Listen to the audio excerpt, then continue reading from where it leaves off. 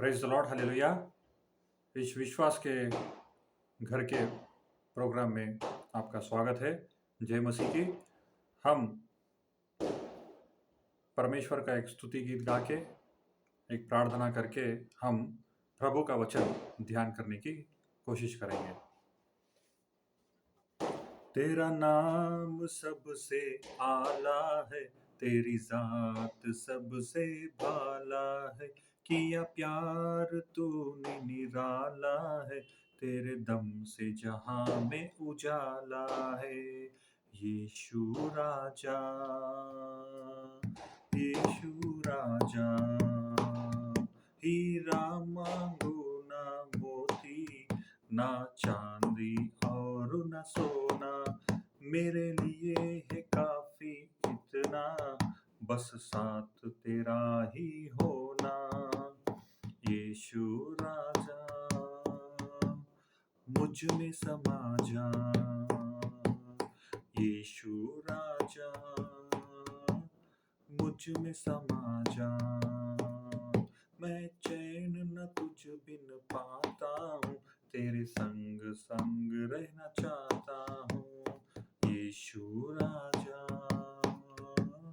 यीशु राजा, एक अजब खुशी उसे मिलती, तेरे रूह से जो भर जाता, वो फतेह गुनाह पे रहता, सोचों में तो तुझको बसाता। यीशु राजा, सोचों पे छा जा, तेरे कदमों में झुक जाता हूँ, रोए पाक से भरना चाहता हूँ। यीशु राजा, यीशु राजा, तू बादल पर आएगा, अपनों को साथ ले जाने, जुल्मत से उन्हें छुड़ाने, सीने से अपने लगाने। यीशु राजा, जल्दी आजा। यीशु राजा, जल्दी आजा। तेरे रोग राह तेरी तकते हैं, तेरी याद में तड़पते रहते हैं, तेरे रोग राह तेरी तकते हैं, तेरे याद में तड़पते रहते हैं। यीशु राजा, यीशु राजा, तेरा नाम सबसे आला है, तेरी जात सबसे भाला है, किया प्यार तूने निराला है, तेरे दम से जहां में उजाला है। यीशु राजा, जल्दी आजा। यीशु राजा, जल्दी आजा।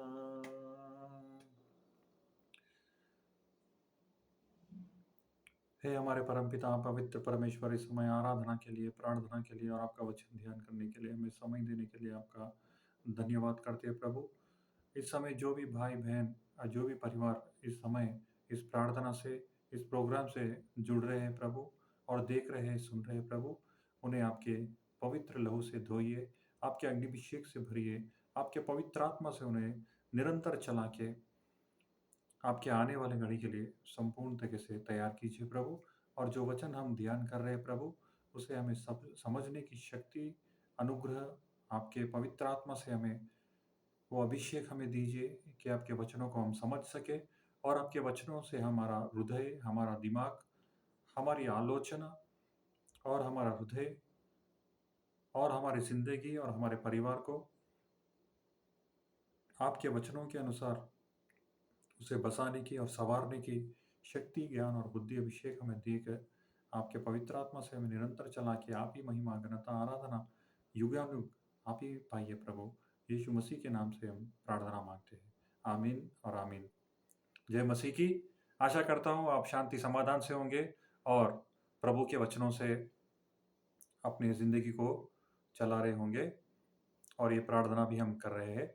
और हम प्रभु का वचन ध्यान करते हैं उत्पत्ति पुस्तक से हम अध्याय 3 का आज ध्यान करेंगे। इससे पहले हमने अध्याय 1 और 2 का ध्यान किया था। किस तरह पहले मनुष्य को और पहले स्त्री को किस तरह प्रभु ने इस दुनिया में बसाया था और क्या-क्या उनसे बातें की थी, ये हमने पिछले वीडियो में हमने सीखा था। और आज हम सीखेंगे प्रभु का वचन से उत्पत्ति चैप्टर अध्याय 3 से वचन 1 से लेकर 24 तक ये अध्याय है। 1 से 24 तक ये अध्याय है। इसमें बहुत से बातें पहले सर्प ने की है, जो शैतान है, और बाद में जिस तरह मनुष्य ने प्रभु की आवाज़ सुनकर भागना चाहा, फिर प्रभु ने, पिता परमेश्वर ने उनसे कितनी बातें की, हम वो भी सीखेंगे। अध्याय 3 और उत्पत्ति वचन 1 से। यहोवा परमेश्वर ने जितने बहनेले पशु बनाए थे, उन सब में सर्प धूर्त था। उसने स्त्री से कहा, क्या सच है कि परमेश्वर ने कहा, तुम इस वाटिका के किसी वृक्ष का फल ना खाना? स्त्री ने सर्प से कहा, इस वाटिका के वृक्षों के फल हम खा सकते हैं, पर जो वृक्ष वाटिका के बीच में है, उसके फल के विषय में परमेश्वर ने कहा है कि ना तो तुम उसको खाना और ना उसको छूना, नहीं तो मर जाओगे। तब सर्प ने स्त्री से कहा, तुम निश्चय ना मरोगे, वरन परमेश्वर का आप जानता है कि जिस दिन तुम उसका फल खाओगे, उसी दिन तुम्हारी आंखें खुल जाएगी और तुम भले बुरे का ज्ञान पाकर परमेश्वर के तुल्य हो जाओगे। देखिए, एक सर्प, एक जंतु एक स्त्री से बातें कर रही है। एक सर्प स्त्री के भाषा में बातें कर रही है। और क्या बातें कर रही है? जो प्रभु ने कहा कि उस वाटिका में उस वृक्ष का फल ना खाने को, उस वृक्ष का फल खाने के लिए उस सर्प स्त्री को उकसा रही है। जिस तरह स्त्री बातें कर रही है कि परमेश्वर ने हमें कहा है कि इस फल को ना खाने के लिए मना किया है, इस फल को खाने से। और सर्प को भी यहाँ पता है कि परमेश्वर ने इन्हें कहा है कि इस वृक्ष के फल को खाने से मना किया है। और सर्प कहती है कि जिस दिन इस फल को तुम खा लोगे, तुम परमेश्वर की तरह बन जाओगे। परमेश्वर ने कहा है कि उस वृक्ष के फल को देखना भी नहीं, छूना भी नहीं और खाना भी नहीं। पर आगे हम देखेंगे कि किस तरह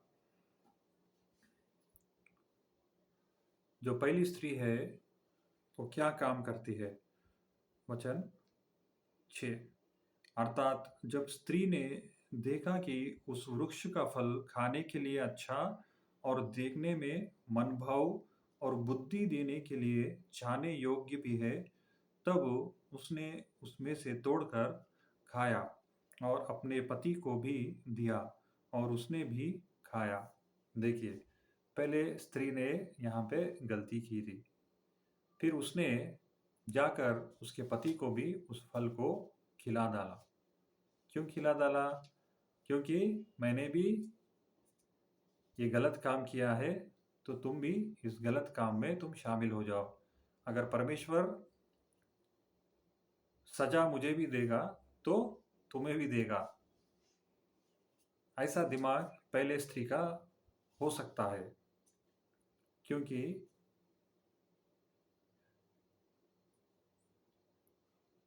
जो बातें परमेश्वर ने हमें कही है, ये आज भी हो रहा है। ये नहीं कि पहले स्त्री ने ही ऐसे मूर्खता से अपना जीवन बिताया था। आज भी कई लोग ऐसे काम कर रहे हैं। जो परमेश्वर ने कहा, उस दरवाजे को कभी नहीं खोलना, लोग जाकर उसी दरवाजे को खोलना चाहते हैं। जिस चीज़ को परमेश्वर ने कहा नहीं करने को, आज भी लोग वही उल्टे काम कर रहे हैं। इसलिए हमें हर दिन प्रभु का वचन पढ़ना चाहिए और प्रभु के वचन को समझकर उसे हम अमल में लाना चाहिए। जिस दिन ये पुस्तक, पवित्र बाइबल, पवित्र ग्रंथ, परमेश्वर का वचन हम पढ़ना छोड़ देंगे, ये संभव है कि हम शैतान के बातों में या उस चंगुल में फंस जाएंगे। इसीलिए बहुत से लोग जो ईसाई है, जो यीशु मसीह को के वचनों में चलना चाहते हैं, वो हर दिन बहुत से दिन अपना समय प्रार्थना में, आराधना में, कलीसिया में और उसका राज्य का काम करने के लिए प्रयास करते रहते हैं। क्योंकि जिस दिन वो प्रार्थना करना, आराधना करना, प्रभु का वचन ध्यान करना बंद कर देंगे, कलीसिया को जाना बंद कर देंगे, प्रभु का काम करना बंद कर देंगे, वो पाप के चंगुल में फंस जाएंगे या शैतान के चंगुल में फंस जाएंगे। इसलिए भाई और बहनों, ये हमारा कर्तव्य है और ये हमारा धर्म है कि हम हर दिन प्रभु से बातें करें, प्रभु के वचनों को पढ़ना सीखें, अपने बच्चों को उसे सुनाए करना चाहिए। प्रभु का वचन उन्हें सुनाना ज़रूरी है, क्योंकि आने वाला समय और भी भयंकर होने वाला है। आने वाला समय और भी भयंकर होने वाला है। इसलिए आज हम जिस तरह प्रभु में खड़े हैं, उस तरह और भी सर्वशक्तिमान बनकर हमें हमारे बच्चों को भी खड़ा करना चाहिए।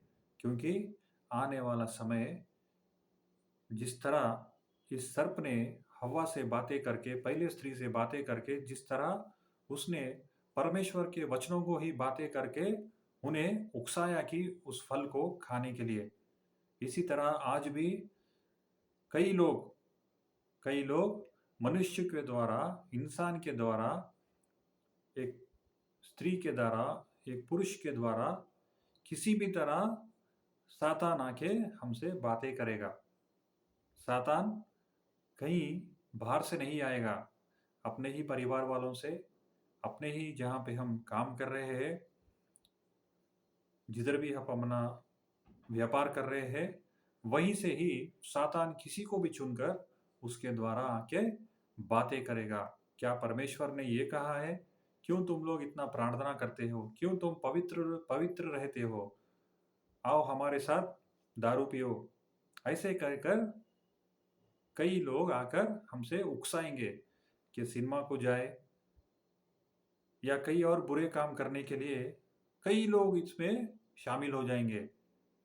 जिस दिन आप पवित्र ग्रंथ को पकड़ेंगे, जिस दिन आप लोग पवित्र ग्रंथ को पकड़ेंगे, उस दिन एक शैतान जाकर 100 शैतानों को बुलाएगा कि ये भाई या ये स्त्री परमेश्वर का वचन को जान लिए है। जिस दिन हम और आप पवित्र बाइबल को जान लेंगे, समझ लेंगे, शैतान कांप उठेगा, वो डर जाएगा। क्योंकि जिस दिन हम पवित्र ग्रंथ को पकड़ लेंगे और उस वचनों को पकड़ेंगे, पढ़ना सीखेंगे, जब हमें पता चलेगा कि दुष्ट आत्माओं को हम किस तरह भगा सकते हैं, दुष्ट आत्माओं को हम किस तरह हमारे पाँव के नीचे कुचल सकते हैं। इसलिए हमें डरने की ज़रूरत ही नहीं है, घबराने की ज़रूरत नहीं है, क्योंकि हमारे साथ यीशु मसीह हर समय हमारे साथ ही रहेगा। पर ये हमारे पे छोड़ेगा कि हम क्या करेंगे।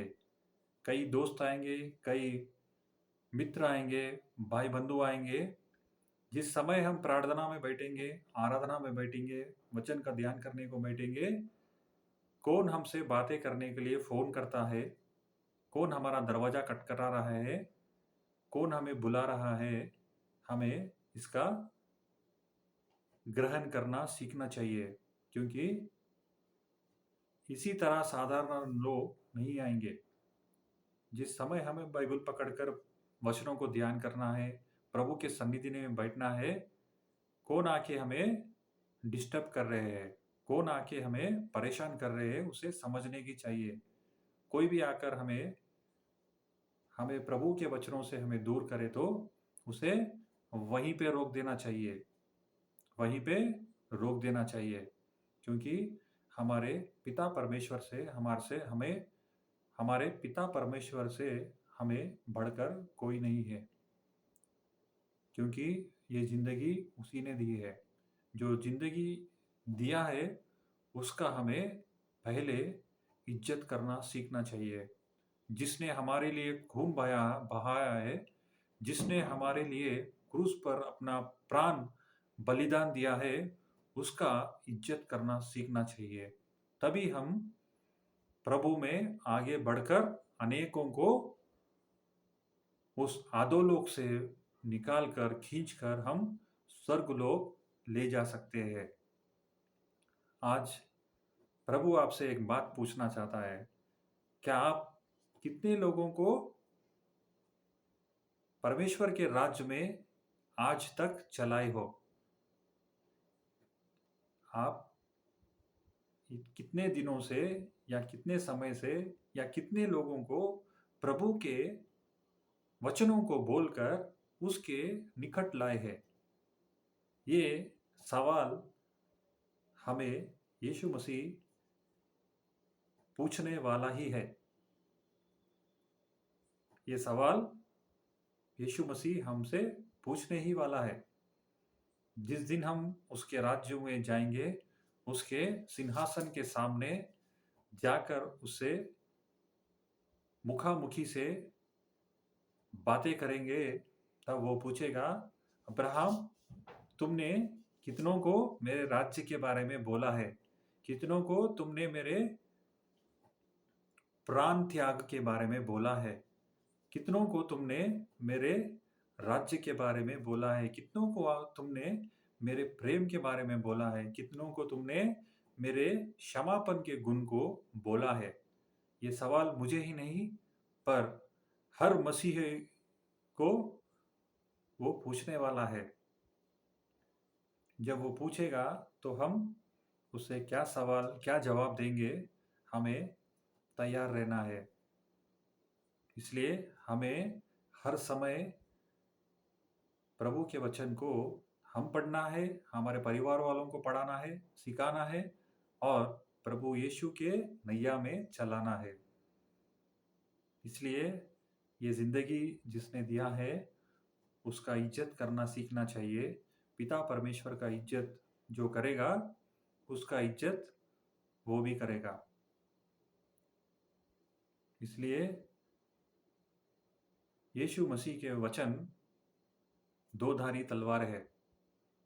कई समय तक ये थोड़ा समय तक हमें चुभेगा, फिर दूसरों को भी चुभेगा।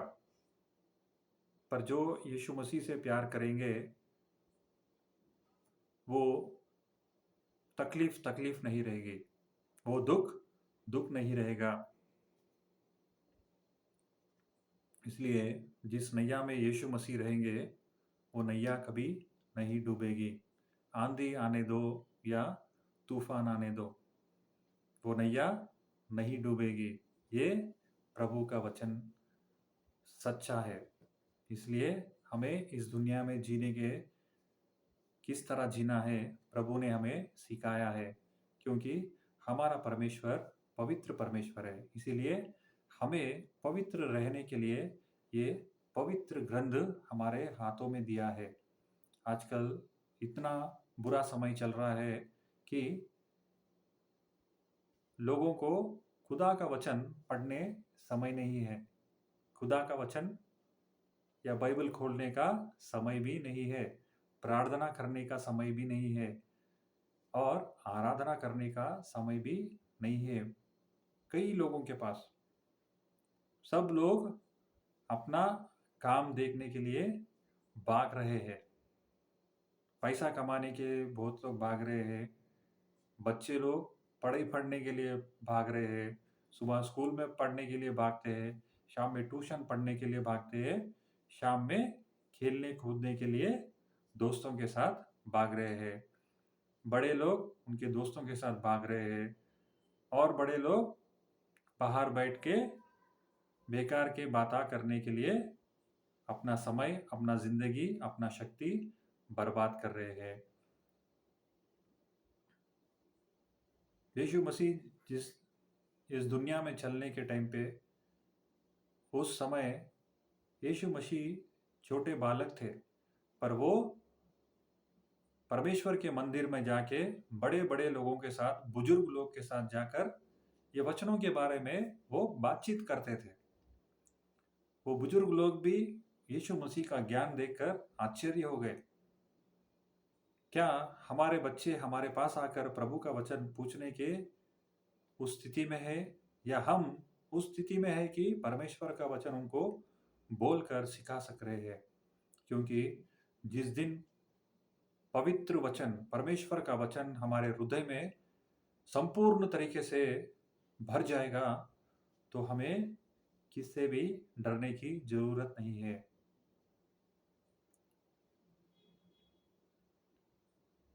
ये वचन ना होने के कारण ही, ये वचन को प्यार करने के ना होने के कारण ही, परमेश्वर से प्यार ना होने के कारण ही इस स्त्री ने सर्प की बातों में आकर, शैतान के बातों में आकर, जिस फल को परमेश्वर ने कहा उसे ना खाने के लिए, वो खाकर और अपने पति को भी दे दिया।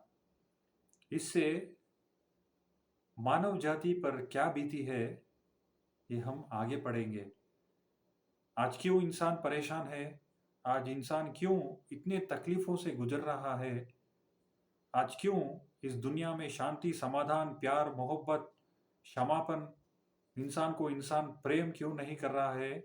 केवल इस एक गलती से मानव जाति का नाश शुरू हुआ है। ये बातें कहने को भी साधारण बातें हैं कि सर्प ने आके बातें की, हव्वा ने उस फल को तोड़ा, फिर अपने पति को भी खिलाया। मगर इस अध्याय में ये वचनों के द्वारा ही मनुष्य जाति का बुरा समय शुरू हुआ था। पर यीशु मसीह का, परमेश्वर का प्यार देखिए। इस दुनिया को उन्हें इतना प्यार किया कि उन्होंने अपने प्रिय पुत्र यीशु मसीह को इस दुनिया में भेजा कि आप और हम शांति समाधान से रह सके और परमेश्वर से फिर अपना नया जीवन बिता सके। हम आगे पढ़ेंगे। बातें करना है तो रात भर सुबह तक बातें कर सकते हैं, पर आपके पास समय बहुत कम है, इसलिए मैं तुरंत जल्दी से जल्दी इसको बताने की कोशिश करता हूँ। फिर इस फल को उन्होंने खाया, तब उन दोनों की आंखें खुल गई और उनको मालूम हुआ कि वे नंगे हैं। इसलिए उन्होंने अंजीर के पत्तों जोड़ कर लंगोटे बना लिए।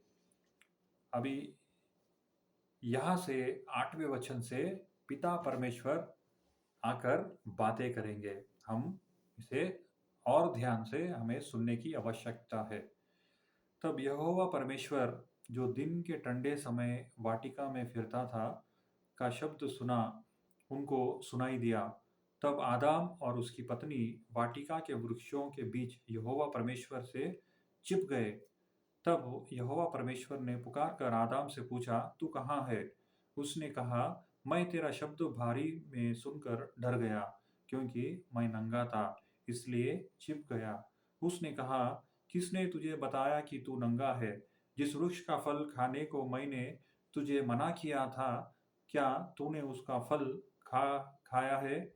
आदाम ने कहा, जिस स्त्री को तूने मेरे संग रहने को दिया है, उसी ने उस वृक्ष का फल मुझे दिया और मैंने खाया। तब यहोवा परमेश्वर ने स्त्री ने कहा, तूने यह क्या किया है? स्त्री ने कहा, सर्प ने मुझे बहका दिया, तब मैंने खाया। देखिए, कोई भी यहाँ अपनी गलती मानने के लिए तैयार नहीं है। जब परमेश्वर ने खुद उस वाटिका में आकर चल रहे थे, आदम को पुकारा, तो आदम डर गया। जब कोई अपने बच्चे भी गलती करते हैं तो पिता और माता से डरते हैं। इसलिए अगर हमसे गलती हुई है तो माता पिता के पास जाकर उसे बोलने से हमारा दिल हल्का हो जाएगा और पिता या माता पिता के दिल में भी उनके बच्चों के लिए वो भरोसा आएगा। देखो, मेरा बच्चे ने गलती की, फिर भी उसने अपनी गलती मान ली। आज भी हमारे बीच कई लोग हैं जो गलती करते हैं, पर परमेश्वर के सन्निधि में आकर उसे कबूलना नहीं चाहते। गलती हर इंसान से होती है, गलती हर इंसान से होती है, पर उसे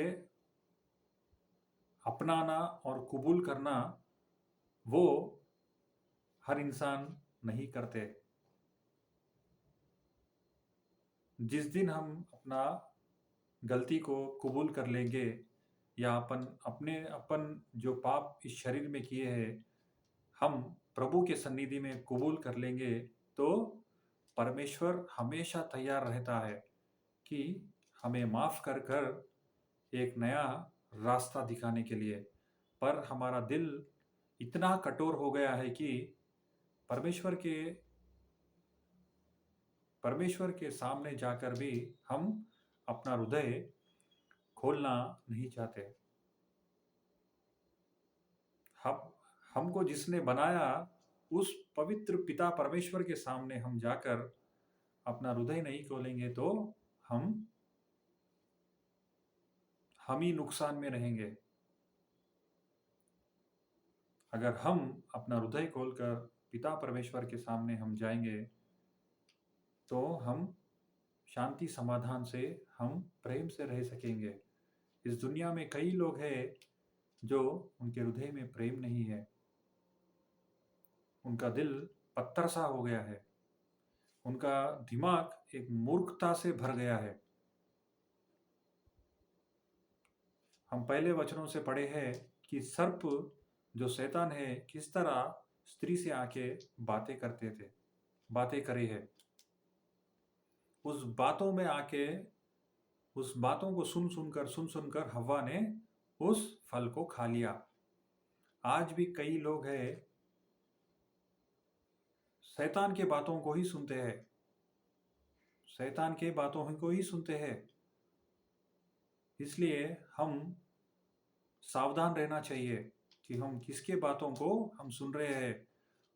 कई लोग हैं जो फोन पर रहकर उनको पता भी नहीं है कि वो शैतान से बातें कर रहे हैं।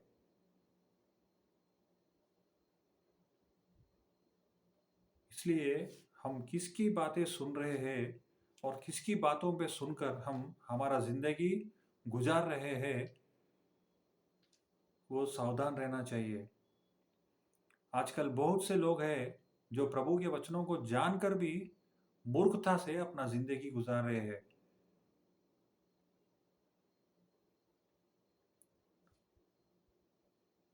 ये सच्ची कहानियां मैं आपको बता रहा हूं।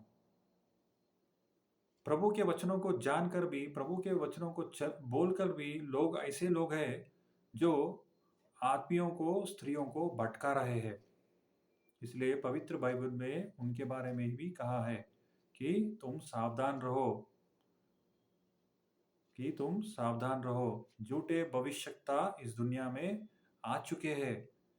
झूठे बोधक जो प्रवक्ता है, प्रचार करने वाले हैं, वो सब यीशु मसीह के द्वारा ही नहीं आए हैं। इस झुंड में कई चोर भी शामिल हो गए हैं। इसलिए हमें प्रभु को वचनों को पढ़ना बहुत जरूरी है। जब हम प्रभु के वचनों को हमें हम पढ़कर उसे समझने की शक्ति हमें प्रभु से मिल जाएगी, तो हमें कोई भी शैतान भटका नहीं सकेगा। भटकाने के लिए बहुत से लोग आएँगे। जब यीशु मसीह इस दुनिया में चल रहे थे, अपना ज़िंदगी गुज़ार रहे थे इंसान की तरह, उन्होंने 40 दिन और 40 रात उपवास और प्रार्थना में उनका जीवन गुज़ारे थे। उनका मिनिस्ट्री, उनका परिचय शुरू करने से पहले उन्होंने 40 दिन और 40 रात प्रार्थना और उपवास में गुज़ारे थे। तब शैतान आकर शैतान ने आकर उनसे बातें की। प्रभु का वचन लेकर ही उनसे बातें की कि उन्हें भटका सके। पर यीशु मसीह को कोई नहीं भटका सकता, क्योंकि वह सर्वशक्तिमान है। वही ने दुनिया को बनाया। जो सर्प को बनाया था, उसी सर्प ने आकर शैतान का वस्त्र रूप धारण कर उनको बहकाना चाहा, पर उन्हें बहका ना सका। इसलिए जो शैतान यीशु मसीह को भटकाने की कोशिश कर सकता है, वो आपको और मुझको भी भटकाने की कोशिश करेगा। ये नहीं समझो कि आप बपतिस्मा ले लिए, पवित्र आत्मा में चल रहे हो, प्रचार कर रहे हो, आराधना कर रहे हो, वचन का ध्यान कर रहे हो और वचन को प्रकट कर रहे हो और कई किस्म के चंगाई कर रहे हो, अद्भुत काम कर रहे हो। ये नहीं समझो कि शैतान तुमको और मुझको नहीं भटका सकता। अगर हम प्रार्थना में, आराधना में, वचन ध्यान में, प्रभु का वचन ध्यान में थोड़ा सा भी अगर डीले हो जाएंगे, कमजोर हो जाएंगे, तो शैतान तैयार रहता है कि किसको मैं पकड़ूं और उसके चंगुल में फंसा दूं। ये जीवन जितना दिन हमें इस शरीर में रह रहे हैं, उतने दिन हमें सावधानी से अपना जीवन पवित्रता में गुजारने की जरूरत है। इसीलिए यीशु मसीह ने उनका पवित्र आत्मा दिया हुआ है। इसीलिए हमें अपना जीवन सावधानी से गुजारना चाहिए। आगे हम पढ़ेंगे वचन 14। तब यहोवा परमेश्वर ने सर्प से कहा, तूने जो यह किया है, इसलिए तू सब घरेलू पशुओं और सब बनेले पशुओं से अधिक शापित है। तू पेट के बल चला करेगा और जीवन भर मिट्टी चाटता रहेगा। और मैं तेरे और इस स्त्री के बीच में और तेरे वंश और इसके वंश के बीच में बैर उत्पन्न करूंगा। वह तेरे सिर को कुचल डालेगा और तू उसकी एड़ी को ढसेगा। फिर स्त्री ने उससे कहा, मैं तेरी पीड़ा और तेरे गर्भवती होने के दुख को बहुत बढ़ाऊंगा। तू पीड़ित होकर बालक उत्पन्न करेगी और तेरे लालसा तेरे पति को और होगी और वह तुझ पर प्रभुता करेगा। और आदाम से उसने कहा, तूने जो अपनी पत्नी की बात सुनी और जिस वृक्ष के फल के विषय में ने तुझे आज्ञा दी थी कि तू उसे ना खाना, उसको तूने खाया है, इसलिए भूमि तेरे कारण शापित है।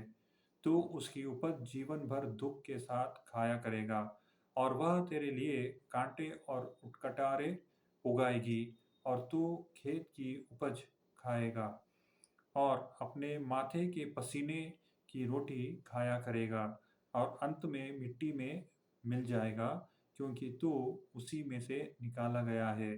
तू मिट्टी तो है और मिट्टी ही में फिर मिल जाएगा।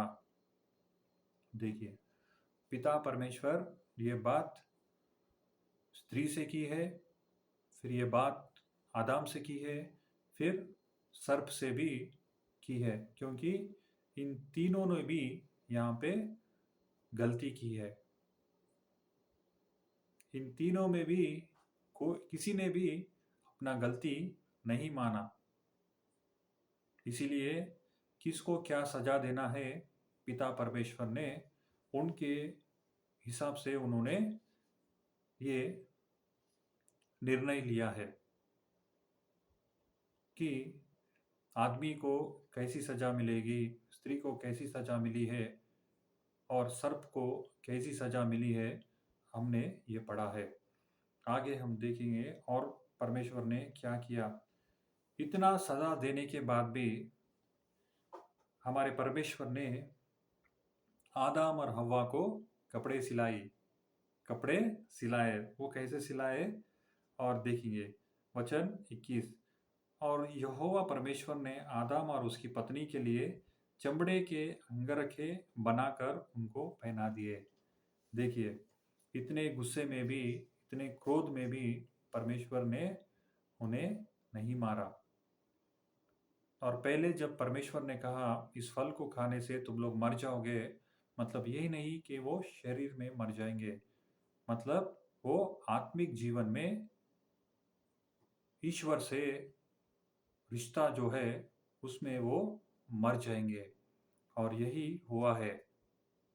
इसलिए जब कोई भी पाप करता है, गुनाह करता है या गलत काम करते हैं, वो ईश्वर से आंखें नहीं मिला सकते। जब तक वो अपना गलती मान ना लेंगे, वो परमेश्वर से आंखें मिलाने के लिए झिझकेंगे। इसलिए अगर हमने कोई तकलीफ परमेश्वर को दी है, उन्होंने जो कहा हमने नहीं माना, या हमारे माता पिता को हमने तकलीफ दिया, या हमारे भाई बंधु को हमने तकलीफ दिया है, या धोखा दिया है, या चोरी की है, या कुछ भी किया हो, कुछ भी किया हो, प्रभु का ताकत इतना है कि वो आपका गुनाह, आपका पाप लेने के लिए तैयार है। मगर हम इंसान इतना कठोर हो गए हैं कि हम हमारा पाप भी उन्हें देना नहीं चाहते। हम अगर अपना पाप, अपना तकलीफ उन्हें दे देंगे और हम कबूल कर लेंगे कि हाँ, मुझसे गलती हुई है, इसमें मैं सुधरना चाहता हूँ, वो तैयार है। हमारे से ही ये लेट हो रहा है। आज क्यों हम चंगाई नहीं पा रहे हैं? आज क्यों हम शांति समाधान नहीं पा रहे हैं? आज क्यों हम प्रेम को नहीं समझ सक रहे हैं? इसका इलाज हमारे ही हाथों में है। जिस दिन हम हमारा हृदय प्रभु को समर्पित करेंगे, प्रभु हमें चंगा करने के लिए तैयार है। हम आगे देखेंगे।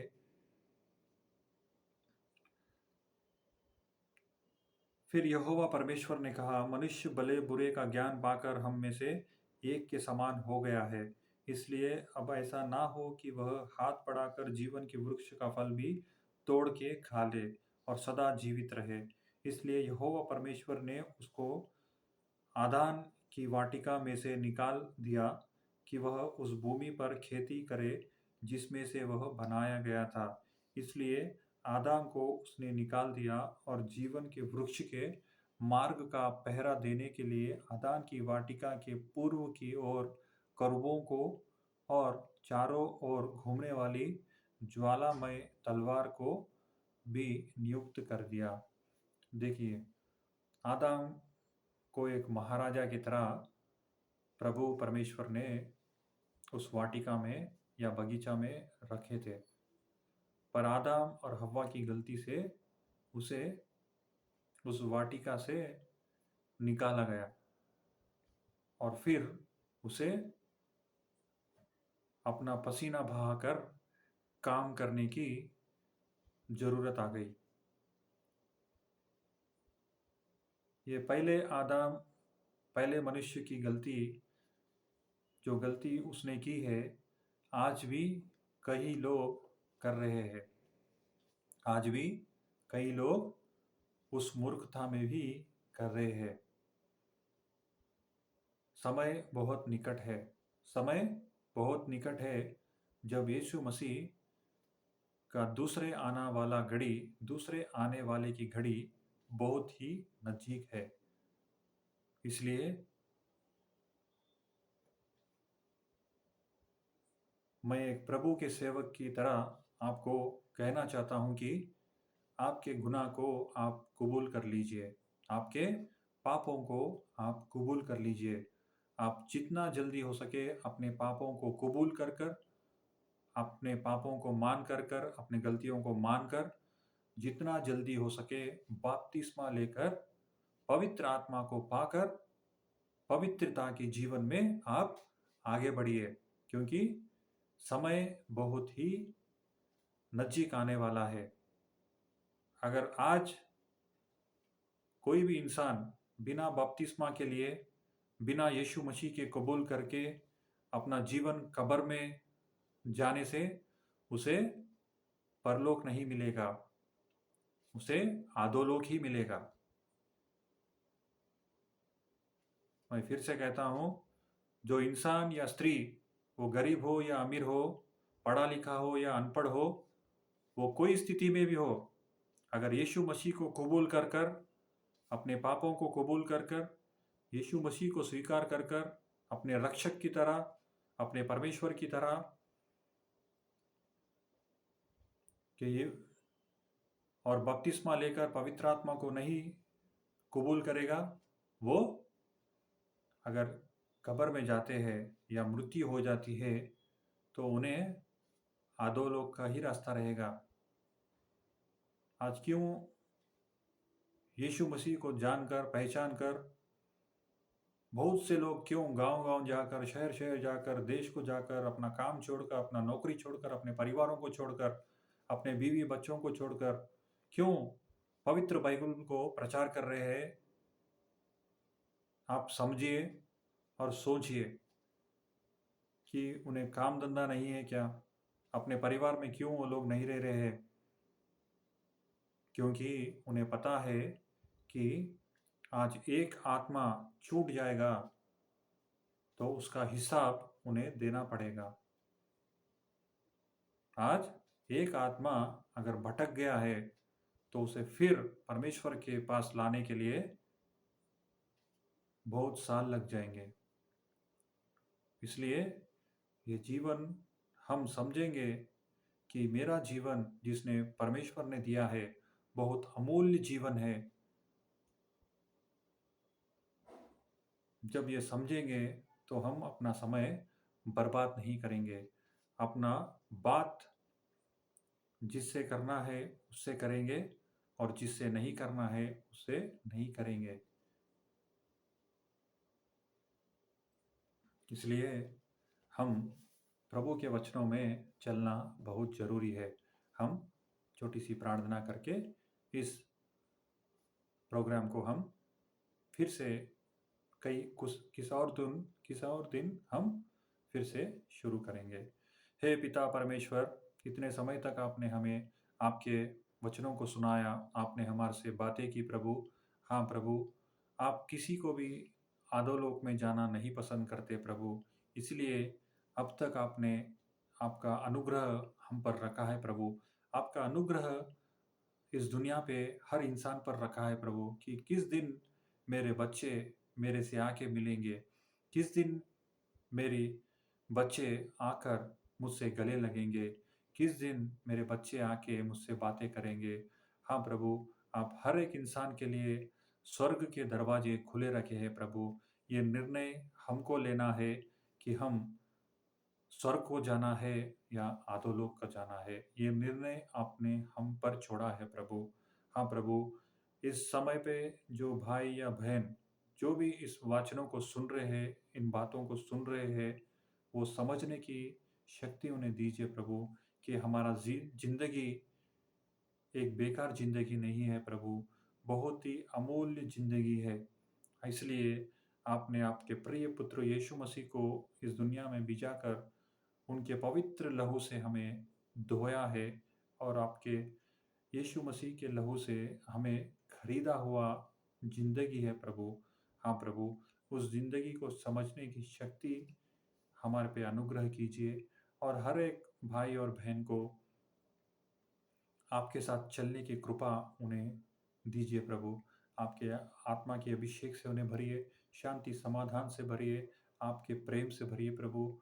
अगर कोई अनारोग्य से अपना जीवन गुजार रहे हैं तो उन्हें आप आपके हाथ फैलाकर उन्हें संपूर्ण तरीके से चंगा कीजिए प्रभु, और अच्छी शक्ति दीजिए, ज्ञान दीजिए, बुद्धि दीजिए प्रभु, कि आपके राज्य के लिए आगे बढ़ सके प्रभु।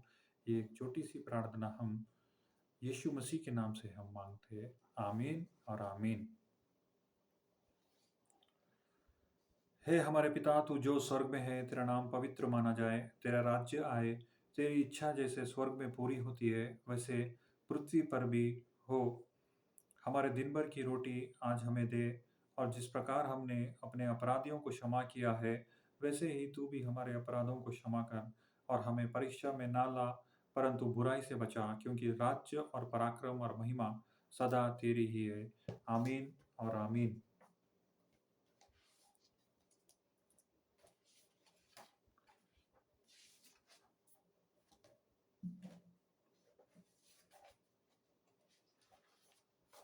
हमारे पिता परमेश्वर और प्रभु यीशु मसीह की ओर से हमें अनुग्रह और शांति मिलती रहे। आमीन। आज के दिन से मैं तुमको आशीष देता रहूंगा। हगई चैप्टर 2 और 19। आमीन। हालेलुया। जय मसीह की।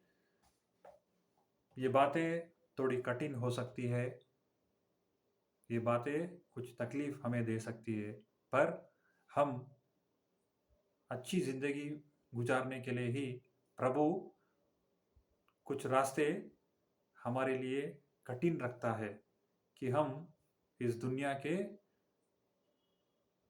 दलदल में ना फंसे, इस दुनिया के बहकावे में ना फंसे। इसलिए हमारा मार्ग थोड़ा कठिन हो सकता है, वो प्रभु का मार्ग है। इसलिए ये बातें मेरे बातें नहीं है, जिस बातों को मैंने आपको बताया है ये मेरे स्वयं बातें नहीं है,